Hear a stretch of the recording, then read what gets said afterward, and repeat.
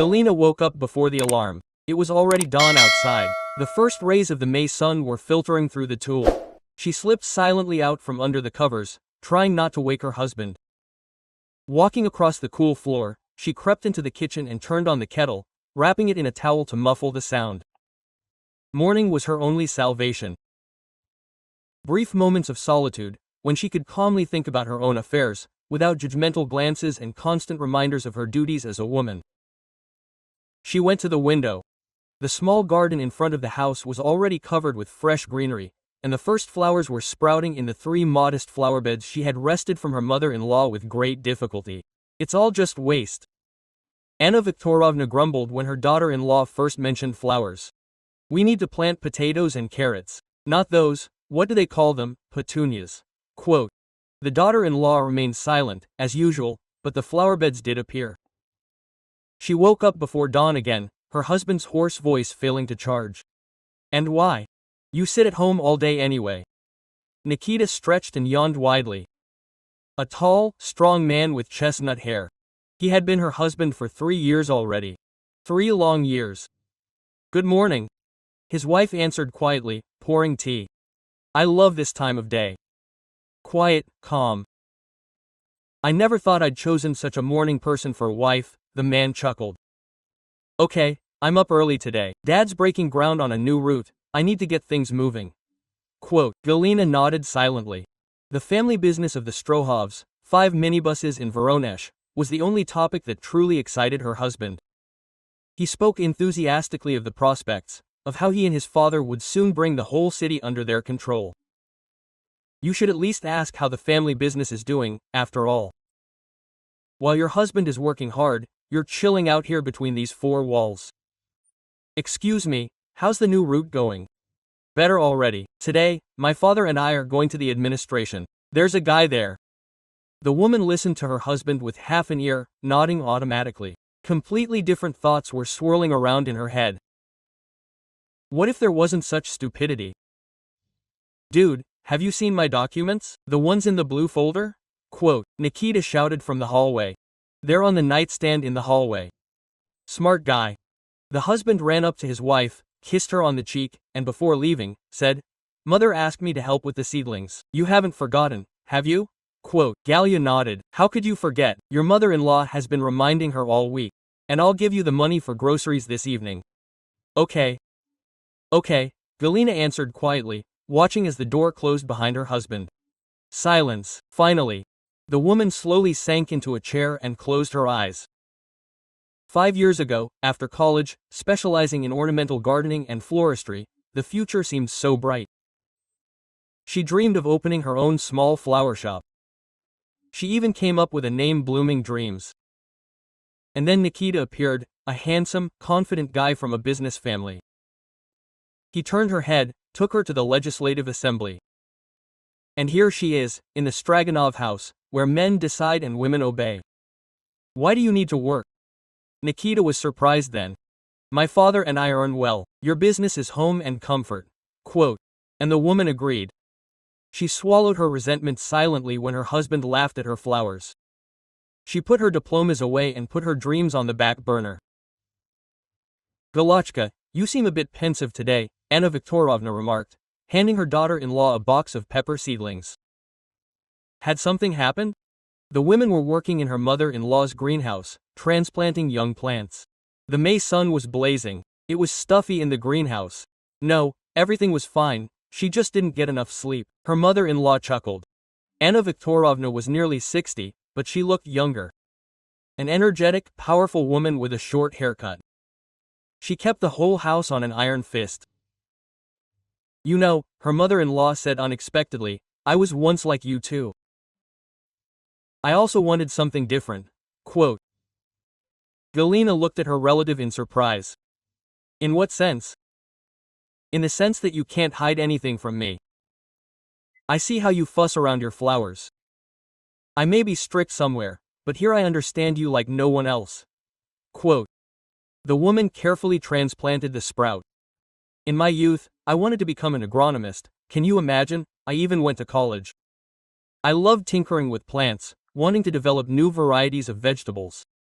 I knew about every blade of grass, when to plant it, how to feed it. What stopped you? Quote. Galina was touched by her mother-in-law's unexpected frankness. Anna Viktorovna smiled. Who stopped you? I wanted to ask. I married Mikhail Petrovich, dropped out of school, had Nikita, and my husband, you know, is a tough guy, always busy with business. What kind of agronomist? He said, you help me, and don't do stupid things. And so it happened. The daughter-in-law felt something squeeze in her chest. She suddenly really wanted to share her hopes with her mother-in-law. Anna Viktorovna, unexpectedly for herself, began Galya. I'll tell you something. Do you remember when my grandmother died 6 months ago? Of course, I remember. You were so worried, you won't forget something like that. The thing is, she left me an inheritance. A cottage in the suburbs with a large plot of land. I kept quiet all this time, waiting for the paperwork to finish. Today is exactly 6 months, and you are the first person I'm telling about this. And Nikita? Nikita doesn't know. I myself don't know why I kept quiet. I probably wanted to first understand what to do with it. The woman fell silent, she plucked up the soil with her fingers. Then, plucking up her courage, she looked up at her mother-in-law. Quote. You know, I'm thinking about maybe opening a small flower greenhouse there. After all, I have an education, and I really don't want to give up on my dream. Anna Viktorovna was silent for a long time, and then quietly replied, God willing, Galina. God grant it. The words spoken to her mother-in-law haunted Galina all day. It's strange to say out loud what you've kept silent about for so long, as if taking the first step into the unknown. In the evening, she set the table with particular care. Today was the right moment to tell the whole family about the inheritance. The time had come, and the cottage officially became her property. The front door slammed. The men returned home. Nikita and his father-in-law entered noisily, with joyful exclamations. Quote, Baby goat, the husband shouted from the doorway. We have excellent news. Father has the route mapped out. Mikhail Petrovich walked proudly into the kitchen, placing a bottle of cognac for special occasions on the table. Hello, daughter-in-law. Nikita and I are lucky today, but you approved the route. Anna Viktorovna, who had just finished weeding the beds, entered the kitchen. What's with all the joyful shouts here? I see there's good news today. Not just from the daughter-in-law. How wonderful. Do you have news too? Nikita looked at his wife with interest. Let's start with you, the father-in-law nodded to the men. Can you imagine? Mikhail Petrovich began enthusiastically. The route was approved, through the new micro-district. Only the administration helped. Of course, now we'll be the first ones to go there.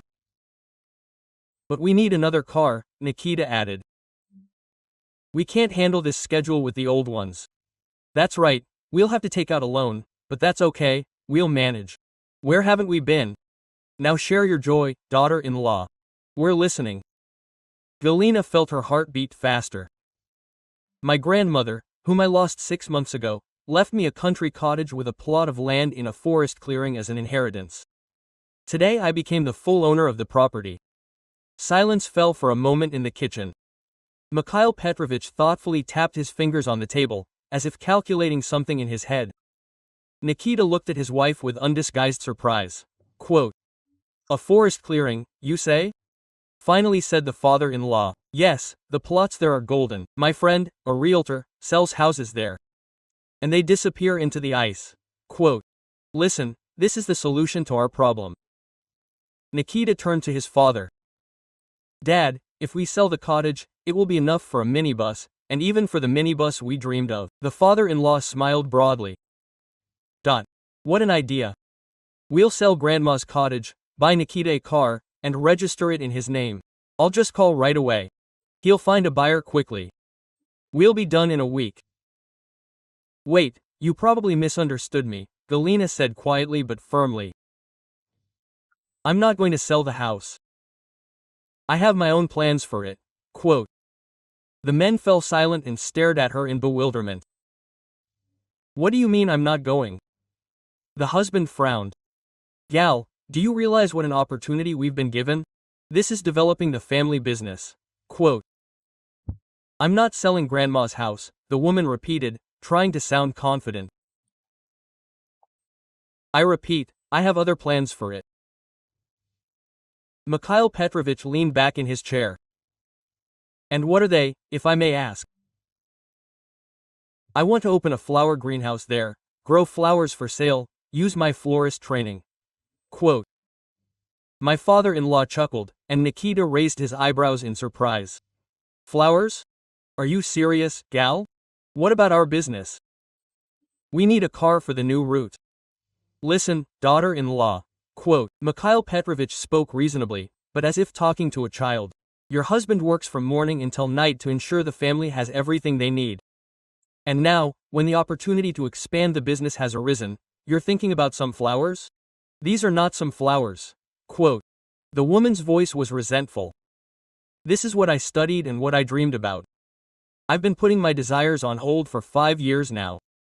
Dreams are for children. Quote. Grown-ups think about the future, about money. Why do I need money if I'm unhappy? Unhappy? Nikita even stood up in indignation. What do you mean unhappy? You have everything: a home, food, clothes. What do you lack? Your own business, the opportunity to do what brings you joy. You're my wife, we're family, and we should decide everything together. When did we ever decide anything together? Galina smiled bitterly. You always decided everything yourself. Mikhail Petrovich winced and growled discontentedly. What kind of woman's whim is this? In our time, wives supported their husbands, and didn't argue. I won't sell this house. For me, it's a memory of my grandmother. It's a chance to start something of my own. You should think about your family. If you love me, you'll support me. Galina felt tears welling up in her throat. Enough, Anna Viktorovna suddenly said sharply. Everyone turned to her, surprised by such an outburst. The mother-in-law rarely raised her voice. Do you hear yourself? The woman looked at her husband and son. Galya's grandmother died and left her an inheritance. It's her inheritance, her decision. What should she do with it? Anya, what are you doing? Her father-in-law was taken aback. You always said that family is the most important thing. Family doesn't mean doing as men tell you, Anna Viktorovna said surprisingly firmly. Even I understood that after 30 years of marriage. What do you mean, even I understood? Mikhail Petrovich stared at his wife as if he was seeing her for the first time. What are you even talking about? That a woman has the right to her own desires, her own decisions, and isn't obligated to obey what men decide for her. Mom, what's wrong? Nikita shifted a puzzled gaze from his mother to his father. We're talking about a family business. What's the benefit of these flowers? And a minibus means real money, stability. Don't you understand? A tense silence fell over the kitchen. Galina looked at her mother-in-law in amazement. She had never said anything like that before, something like that. She always nodded her husband's way, always agreed with his decisions.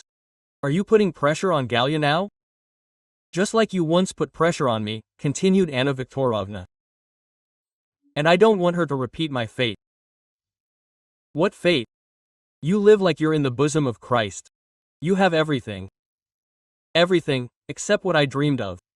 The woman answered confidently. Galya, tell us in more detail what you're planning. We all want to hear, don't we, men? The daughter-in-law was at a loss for words from such support. She took a deep breath and began to speak. Grandma has a large plot, almost 15 acres. We could put up a greenhouse, not very big to start with. I would grow flowers to sell. I have connections from college. I know where to get materials. And how much will you earn from this? Quote. Her husband brazenly interrupted her. 1,000 or 10,000 a month. And the minibus brings in at least 200. It's not just about the money. Quote. This is what I love, what makes me happy. Enough of this nonsense, Mikhail Petrovich barked. Quote. You only think about yourself, and we feed you, water you, and provide a roof over your head. Misha Anna Viktorovna raised her voice. Don't you dare talk to Galya like that. She doesn't owe anyone anything. Are you against me? The father-in-law stared at his wife with anger and surprise. I'm not against you. I'm for Gallia and for myself. Finally, Galina felt something tighten in her chest. For 3 years, she saw only a stern woman in her mother-in-law, and now, for the first time, she saw a kindred spirit in her. Quote, "And what are you proposing?" Nikita asked defiantly. "Let Gallia grow her flowers, and we'll be left without a car. Father spent so much effort on this route. We can get a new minibus on credit," the mother-in-law or Vizing answered calmly. "Many do that. Especially since you were shouting 10 minutes ago that you could handle it. Or maybe a freebie sounds better." The men looked at Anna Viktorovna with displeasure, unsure how to respond. "I'm proposing a compromise. Gallia doesn't sell the house, but starts her own business there with a greenhouse. But part of the income, say a third of the profit, goes into the family budget, to pay off the loan for the new minibus. And to reduce the hassle, I could help Galina with the greenhouse. After all, I do have some experience, albeit amateurish." Quote, "Do you really want to help?" The daughter-in-law asked gratefully. "Not just want," Anna Viktorovna smiled. "I'm interested in that myself. Maybe you could teach me your tricks? It's never too late to learn something new." Mikhail Petrovich looked at his wife in amazement and then turned his gaze to his son. "Nikita, maybe we should really think about it. If we take out a loan and Galina helps out a little with her profits, I'll have to think about it," the man finally managed to squeeze out, rising abruptly from the table and leaving the kitchen. It was a warm, summery Sunday morning. Galina was laying out gardening tools on her grandmother's plot, which was now hers. The old apple trees promised a bountiful harvest, and in the far corner, work was about to begin on installing a greenhouse. Quote, "Little ol' boy, where should we put the bags of soil?" Nikita asked breathlessly. "Over there, under the canopy," Galina pointed, smiling as she watched her husband. 3 weeks had passed since the evening when the truth about the inheritance had been revealed. Nikita had resisted for a long time, but finally gave in, especially after his father unexpectedly supported his wife. Quote, "Here goes the greenhouse." His mother-in-law was pacing around with a tape measure. 6 by 12, a good size, and here are the seedling beds. What do you think? The woman seemed to have grown younger in these past few weeks. Her eyes sparkled. She immersed herself in planning the greenhouse, even signed up for a course on greenhouse management. Quote, "Perfect," nodded the daughter-in-law. "We can expand further." Mikhail Petrovich approached the women, wiping his face. "Well, business lady, things are moving forward." There was no longer the previous mockery in his voice. "And how so?" "In a month we'll be able to plant the first seedlings." "Okay, tomorrow I'll come with the guys, we'll help set up the greenhouse. By the way, we got approved for a loan. In a week, the minibus will be ours. Congratulations, dear, this is excellent news." Quote, "You know, Galka," the father-in-law said unexpectedly, turning to his daughter-in-law, "I was against it at first, I thought it was just philandering. But now I see you're passionate about this. And my Anyuta seems to have grown younger. Maybe I wasn't so right after all." "Misha, are you overheated in the sun?" Anna Viktorovna asked jokingly, but her eyes glistened with tears. "No, I'm not overheated. I'm just wondering, if I hadn't made you quit school back then, who would you be now?" He nodded and hurried back to the barn. Anna Viktorovna watched him go with surprise and tenderness. That evening, Galina sat down on the porch. Inside the house, Nikita and his father were arguing about the best way to arrange the furniture. The family had decided to spend the weekends here, helping with the greenhouse. "Tired?" Nikita sat down next to him with a mug of tea. Quote, "A little, but it's a pleasant tiredness. It will pass." "Gal, I wanted to apologize," her husband said after a short pause. "For putting pressure on you. I thought it was the right thing to do." "What's changed?"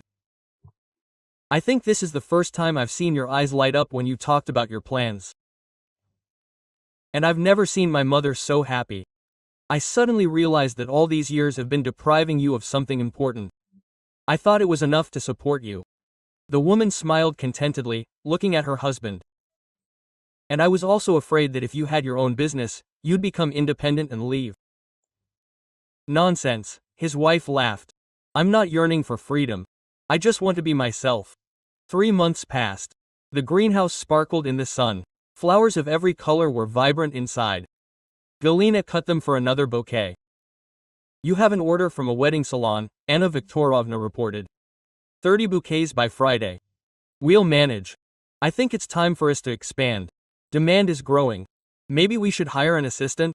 By the way, Mikhail said yesterday that your profit has almost caught up with the income from one minibus. Can you imagine? Galina smiled, looking at her hands. Now forever in the ground, with small scratches. But they were happy hands. Do you know what's amazing? I never thought my dream could unite us all, that the family would only become stronger. Anna Viktorovna hugged her daughter-in-law. Every woman has the right to a dream, and every dream has the right to come true. Outside the greenhouse window, the bright sun illuminated Galina's small family business. A business she defended and fought for.